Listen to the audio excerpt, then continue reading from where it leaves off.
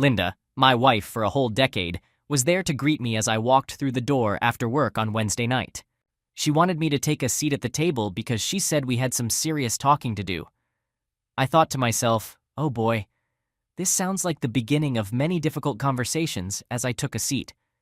She began by saying she was sure that I knew she loved me and would never do anything to harm our marriage.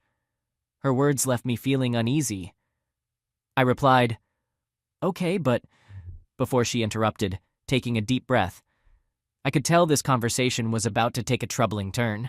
She continued, I love you, and I want us to grow old together, but I've made a decision. I want to have an affair.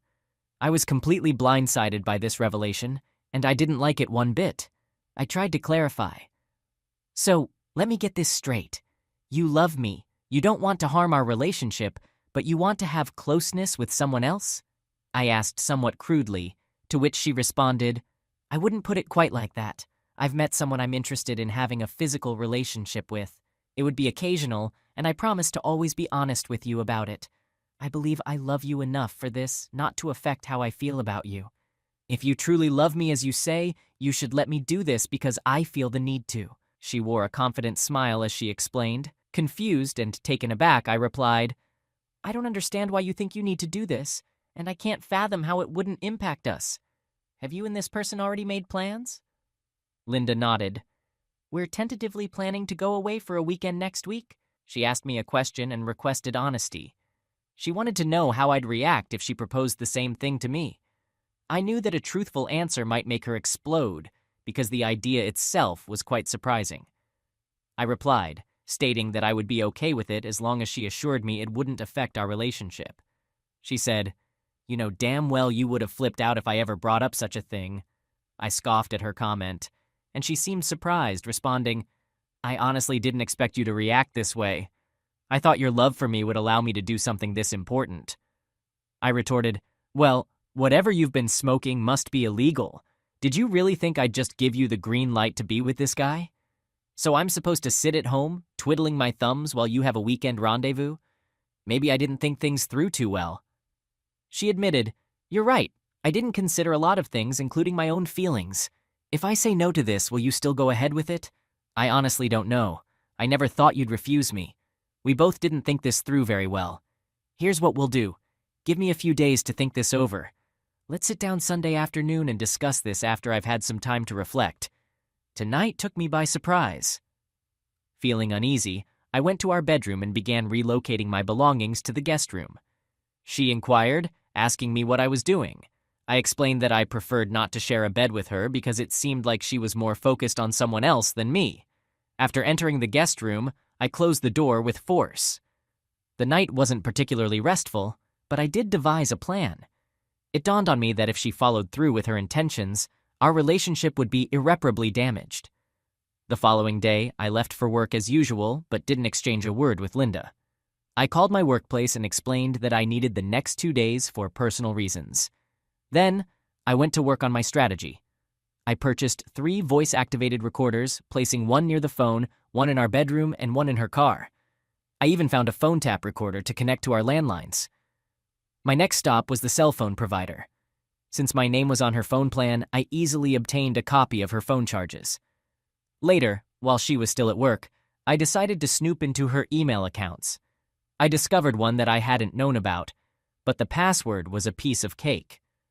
What I found there was quite revealing, although at least I learned she hadn't been physically involved with him yet. I set up the account to forward any emails to me without leaving any traces. To cap off my day, I got my hands on a pair of discreet GPS locators.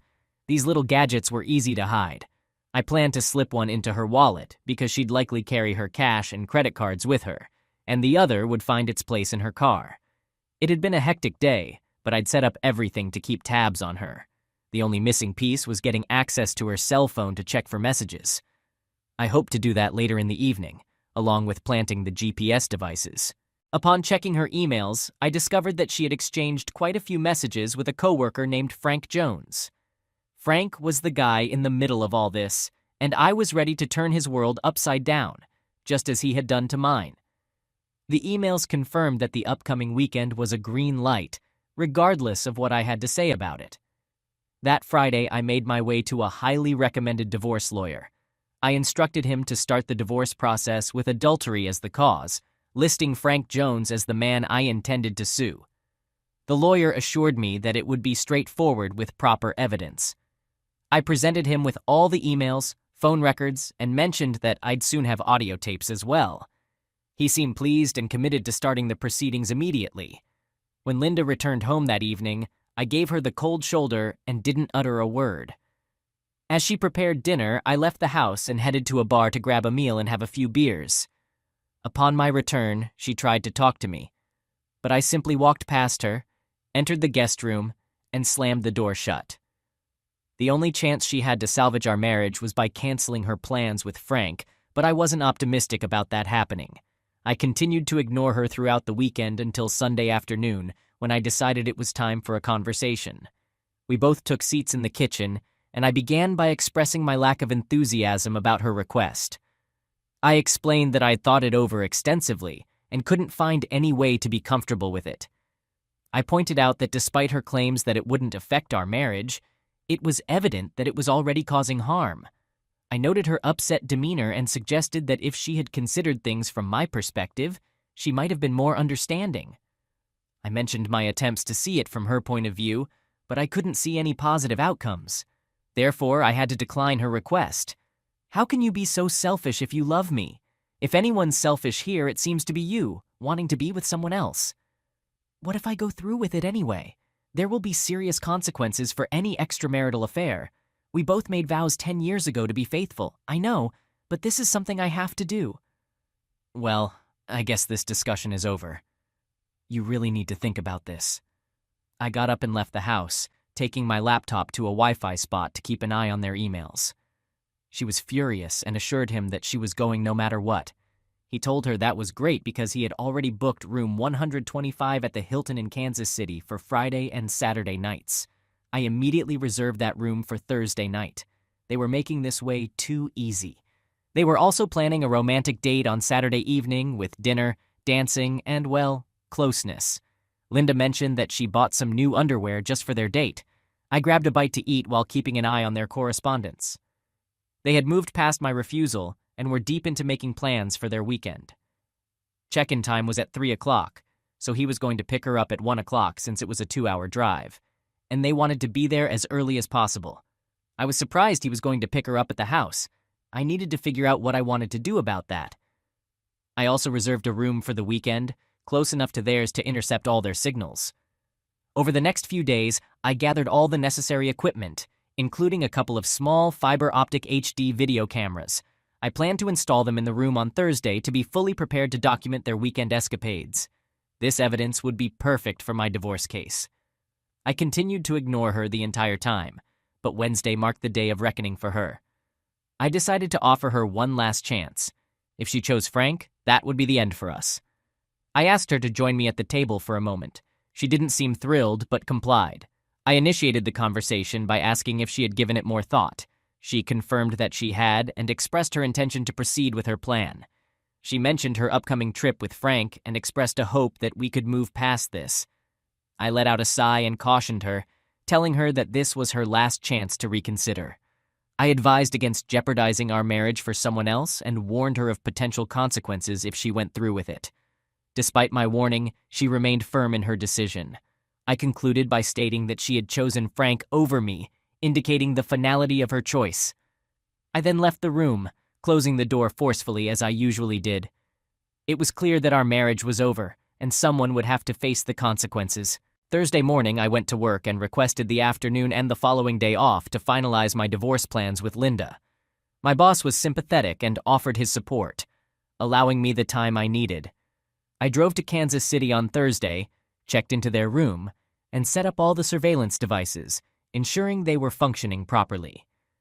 I wanted to gather all the evidence necessary for the divorce proceedings, and then I'd deal with them.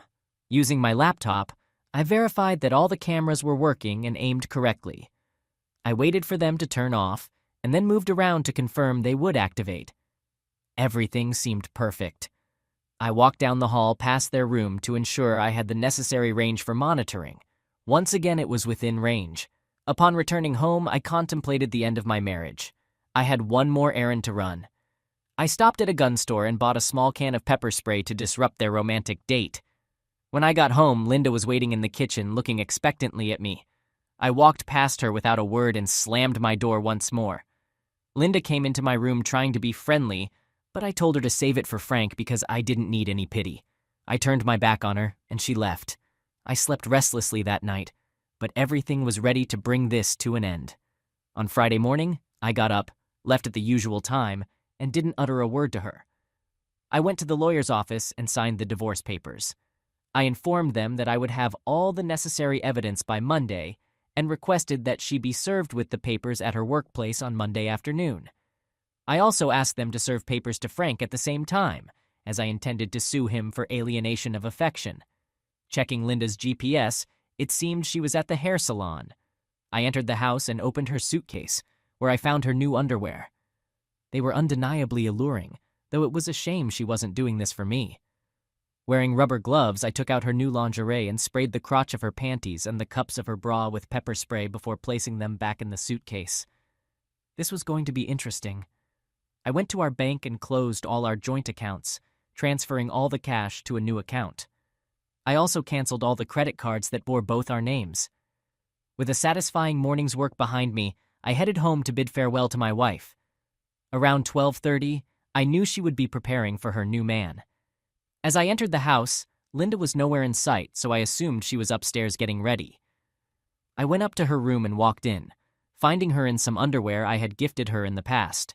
She tried to cover herself, but I told her not to be silly since I had seen it all before. She looked stunning with her new hairstyle, flawless makeup, and enticing lingerie. I couldn't resist sharing my thoughts with her, mentioning that she looked amazing that day. I expressed my disappointment that she didn't put in such effort for me, to which she responded by explaining that she just wanted to feel good about herself that day. Continuing, I told her that she looked alluring, but I felt she was more concerned about what someone else thought than she had ever been about me. In response, she apologized, saying that she simply wanted to feel attractive. I let out a sigh and reminded her that she had always been attractive to me. I emphasized the depth of my love for her and believed that she had loved me as well. I then approached her and gently removed her rings from her left hand. I went on to explain that the ring I had given her on our wedding day held significant meaning for me, symbolizing our vows to forsake all others.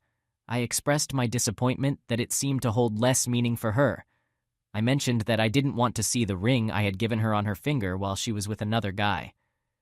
I also noted that the engagement ring was my mother's, and I intended to keep it for sentimental reasons. I slipped both rings into my pocket, and she looked surprised but didn't argue. I won't be here when he arrives, but I don't want him coming into my house. You can't be with him here. If you do, I'll take serious action against him and make sure you won't be desirable to any man again.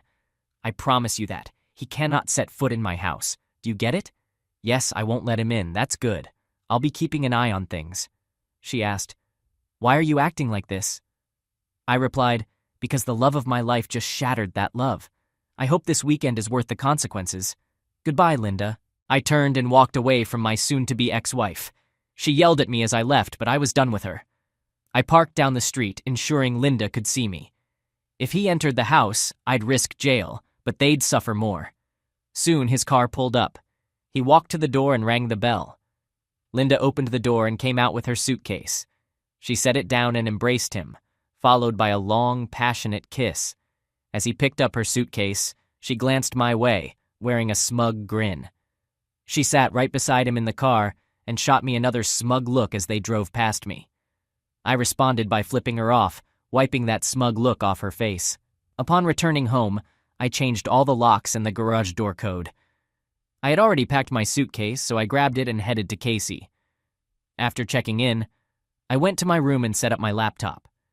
The camera aimed at the foot of the bed showed Linda making a move, indicating they'd already been intimate. It was quite evident that he hadn't lasted very long. When he emerged from the bathroom, he was completely without clothes. I couldn't help but laugh, seeing that he had a very small tool. Linda was used to much more than what this guy could deliver. About that time, Frank joined Linda on the bed, clearly ready for another round. She smiled at him and opened her arms. I couldn't help but laugh again when she reached for his tiny tool. He didn't have to hold back because I'd be surprised if she could even feel that tiny thing inside her. Wow, did she make a terrible choice? This guy was absolutely pitiful. I could detect a hint of frustration on her face as he took a break. It seemed like she wasn't going to be too pleased with the outcome of this weekend. She'd return home frustrated and then get kicked out the next day. He was soon ready for another round, and he provided her with yet another underwhelming 4-minute session. He had finished 3 times already, and she wasn't even close. This was turning out better than I had ever hoped. I had to stop watching and went out for dinner and a couple of drinks. I left everything recording to gather all the evidence I might need for the lawyer, and to make it abundantly clear to her what a poor choice she had made. When I returned, he was fast asleep, and she appeared even more frustrated. This was actually quite enjoyable once I got over the pain of losing my wife. I went to bed thinking about how much fun I was going to have messing with him tomorrow. I considered some of the attractive women I had seen at the bar and knew I'd soon be free to pursue them. I drifted off to sleep with a contented smile on my face. There was no more anguish for me. My path was set, and I knew where I was headed. I woke up feeling refreshed and ready for some fun. After a shower, I went out for a nice breakfast and picked up some snacks just in case I couldn't get away later. Returning to my room, I called a local florist. I ordered a bouquet for Linda, just like the ones I used to give her on our anniversary. Since there wouldn't be another anniversary, I wanted her to reflect on what she was jeopardizing. I requested it to be delivered at 11 a.m. My timing might have been good, but it didn't really matter. The timing turned out to be perfect. They left the room for a while and upon returning resumed their romantic activities. They were soon without clothes, and he had just begun when there was a knock at the door. The florist delivered the flowers, and I could see a contemplative expression on Linda's face before it quickly turned to anger. She grabbed her cell phone and dialed a number. My cell phone started ringing, and I answered it, leading to a brief conversation. "Hello, how are you?" "Not great. My wife is out with some other guy while I'm here, getting angrier by the minute. Why do you even care?" "Well, I received a bouquet of flowers just like the ones you always get me for our anniversary. I was curious about what you were up to. I don't know how you could think I did that. Firstly, you and your genius boyfriend kept me in the dark about where you were going. Secondly, if I had sent you flowers, they would have been ragweed, and the card would have read, 'To my cheating cut wife.' Not very nice, right? But then again, neither is your little escapade with Frankie. Maybe those flowers will give you some idea of what you're throwing away." I noticed a shocked look on her face as I turned off my phone. She immediately tried calling again, but naturally I didn't answer. She attempted a few more times before giving up. She told Frankie about what I had said, and he reassured her that I would eventually get over it. However, that wasn't going to happen until I was rid of the bitch. She wasn't initially in the mood for closeness, but after a while, she began to give in. So I decided to order a pizza delivery and got Linda's favorite pizza. The pizza arrived just as he was getting back into the action. Frankie was pretty upset and didn't want to pay, but the delivery guy confirmed the room number and his cell phone number. He even threatened to call the police, so Frankie reluctantly paid up. Since they had paid for it, they decided to eat their lunch. After enjoying their meal, they chatted for a while, but Frankie's hormones got the better of him, and he was after her again. Just as things were heating up, I called the sandwich shop and ordered her favorite sandwich for delivery. About a minute into their intimate time, the sandwich arrived. When Linda saw the sandwich, she concluded that I must have figured out their location. He couldn't believe it, but she spilled the beans about my sarcastic remark, claiming I probably hacked into her new email where he had mentioned it. It took her a while, but she eventually put 2 and 2 together. She said I was pretty clever and wouldn't have had much trouble doing that. They decided to get dressed and go out for a while, with the plan to return, freshen up, and get ready for their romantic date later. She assured him she'd make it up to him tonight. As they left, I couldn't stop laughing. Tears were rolling down my face. When they got back, they showered, got dressed, and Linda put on some lingerie, giving him a little show. He tried to make a move, but she insisted on going out for their date. I wondered how long it would take for my little surprise to kick in. She finished getting dressed, looking great. I hoped my plan would work because it was going to be quite the spectacle if it did. Off they went, and I settled in, eagerly awaiting their return. About an hour later, they were back, and Linda dashed into the bathroom and hopped into the shower. She stayed in there for quite a while, and when she emerged, her breasts and crotch were bright red. They looked painful, and it appeared that little Frankie wasn't getting any action tonight either. Linda was lying on the bed, groaning, when Frankie tried to get frisky. She went off on him, explaining that she was in pain and not interested right now. She chalked it up to some sort of allergic reaction to her new lingerie.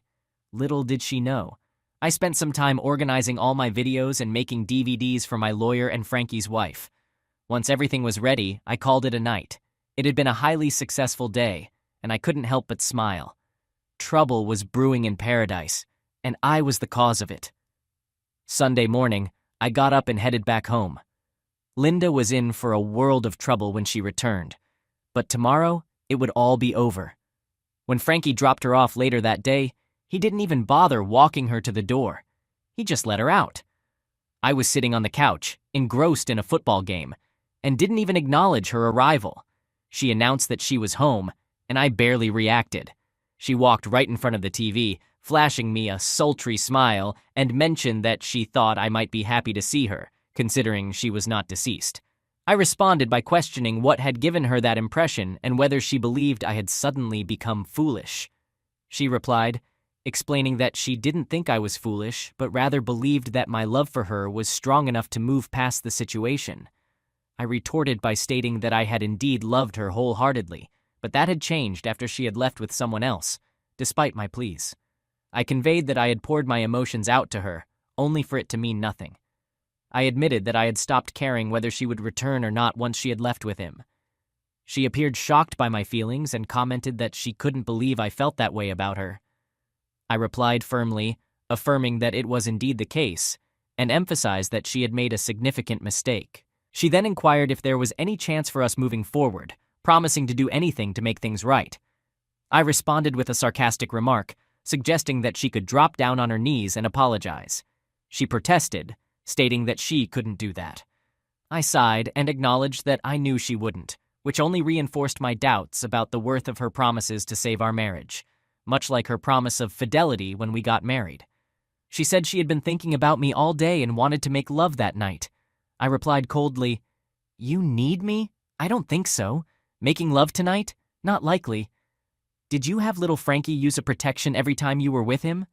She said, "No, he's married, and I can't have children." I continued, "Do you think you're the only one he's been raw with?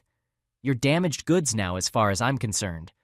I won't touch you until you get a clean bill of health from a doctor. Plus, I don't do seconds. I know he's clean, but you can use a protection if you don't trust it." She snapped back. "Right, I'm going to use a rubber to sleep with my wife after she spent the weekend with some loser barebacking guy. Screw you. You chose little Frankie over me. I'm going out for a while. I can't stand looking at your cheating ass tonight. You can sleep in the guest room. I prefer the master bedroom. Unlike you, I didn't do anything wrong." I replied firmly, "We can talk about this tomorrow when you get back from work. I'm not sure what else there is to discuss." I left the house and headed to a nearby bar and grill to grab some dinner and clear my head. Well, my head was already clear, as I knew exactly what I was doing. I just needed some distance from her. I'm not much of a drinker, so I opted for a meal and took a long walk. When I returned home, she was in my bed. I gave her a stern look and told her to get out of my bed. She argued, saying, "This is our bed. I have just as much right to be here as you do." I retorted, "The hell you do.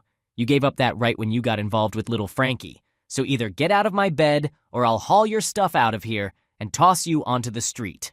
She started crying and slowly left the room, and I made sure to close and lock the door behind her. Her tears were still audible as she walked down the hallway. The next morning, I completely ignored her. We each had breakfast and she left at her usual time. As she turned to leave, she told me that she loved me. I gave her a cold, scornful look and replied that I had loved her too, making it clear that it was in the past tense. I could see tears welling up as she turned and walked away. Once she was gone, I began packing her belongings into garbage bags. Then I reached out to Frankie's wife, Linda. I asked her if she knew that her husband had spent the weekend with my wife. She believed he had been away on a business trip, so when I offered to provide her with copies of my evidence, she was very eager about the idea. I was taken aback when she opened the door. She was absolutely stunning. I stammered and had to apologize to her, blaming my initial shock on her beauty, which was entirely truthful. We got down to business, and I explained what had transpired over the weekend. Linda was furious, and we decided that she would accompany me to the lawyer's office to see if he would take her case. The lawyer agreed to represent her and even offered us a discount. Linda began filling out the necessary paperwork while I spoke with the attorney. I asked him if I needed to wait to serve Frankie to protect Linda, and he assured me that as long as she signed the papers beforehand, she would be okay. Linda and I went out for lunch while they got her divorce papers ready. After she signed them, I dropped her off at home and headed back, waiting for Linda to call me. I was supposed to call her that night to update her on how things went. My phone rang around 3 o'clock, and she sounded pretty upset. She said, "What the hell is this? I just got served with divorce papers, and Frank received some papers about being sued for something." I replied, "Well, it all seems pretty straightforward to me. I warned you that there would be consequences for your weekend. Seems like you didn't take me seriously." "I didn't think you'd actually go through with this," she retorted. I shot back, "Maybe you should have listened to me instead of falling for all the nonsense little Frankie was feeding you. Let's not discuss this over the phone. We can talk when you get back to my place." Then I hung up. I took her stuff in garbage bags and tossed them into the front yard, knowing I was recording this confrontation. It would be useful for getting a restraining order against her if needed. When she pulled into the driveway and saw her belongings strewn about, she flew into a fit of rage. She was screaming incoherently, and spit was flying from her mouth as she unleashed her anger. I remained calm as she vented, and eventually broke in to begin our final conversation. "If you want to talk, you need to settle down so we can have a civilized conversation. If not, I'll pack your things in your car and you can leave." She sobbed. "I never thought you would do this to me." I responded firmly, "Do this to you? You foolish woman. You did this to us. I told you numerous times not to do it and even pleaded with you not to destroy our marriage. But you chose to do just that. So why would you think I wouldn't file for divorce?" "You said you loved me," she whimpered. I admitted, "I did love you more than anything, but you shattered my heart in return. The problem is that you didn't love or respect me. I can't live with someone who has such a low opinion of me, even though I still have feelings for you." She asked, "Why do you keep calling him Little Frankie?" "I had video cameras set up in your room and recorded everything that happened over the weekend. You can see why I call him Little." The first time I saw his underwhelming package, it was so laughable that I couldn't help but cry from laughter. I even wondered if you could actually feel anything with that. I also noticed that you weren't enjoying yourself as much as you do when we have closeness. She replied, "We truly made love and I'll probably miss that." I offered a different perspective. "Look at it this way. Now you have the freedom to be with anyone you want. You can have a new partner every night." You shook your head and said, "I don't want that. I want you. Only you." I suggested, "Let's go inside and have a seat for a few minutes. I'm sorry for my harsh words. I'm just dealing with a lot of anger right now, but please understand I would never physically harm anyone. The same can't be said for little Frankie." We went inside and sat down at the kitchen table, just like we had so many times before. It hit me hard when I realized that this would be the last time we sat together like this. She asked, "You wouldn't actually hurt Frank, would you?" I responded firmly, "Why not? He destroyed our once happy marriage. I think he should pay. Even beyond the lawsuit and his divorce. He won't be getting a divorce, by the way." His wife understood our situation and agreed to allow him to do it. She expressed doubt. "You really believe that? Or is it just a trick to make me look bad so he can be with you?" I told her, "I talked to his wife this morning and shared my evidence with her. He told her he was away on a business trip. Now they're sharing a lawyer and we even got a discount." She reflected, "I wish you had been honest when I asked you how you'd react if I wanted to be with another man. You know you would have gone crazy." I argued, "He knew his wife would never agree to that. I don't think you believe me even now. And that's one of the reasons we're getting a divorce. But honestly, I don't care what you believe. When you call him later, you'll find out that he's also been shown the door." She asked, "So you're really kicking me out?" I confirmed, "Yes, I am. The night you revealed your plan, I went into the guest room to think. Within an hour, I knew I wanted a divorce. On Thursday, I bought the equipment I needed to gather evidence and hack into your email account. Then on Friday, I visited the lawyer and began the divorce process. She said, "Why didn't you give me a heads up about your plans to divorce me?" I might have reconsidered. "Is there any chance you could forgive me?" I responded, "Linda, I loved you so much that forgiveness might have been possible. But last night was your last chance and you let it slip away. I think I could potentially forgive you, but I could never trust you again. I'd live every day wondering when you'd want to be with someone else, and I can't live like that.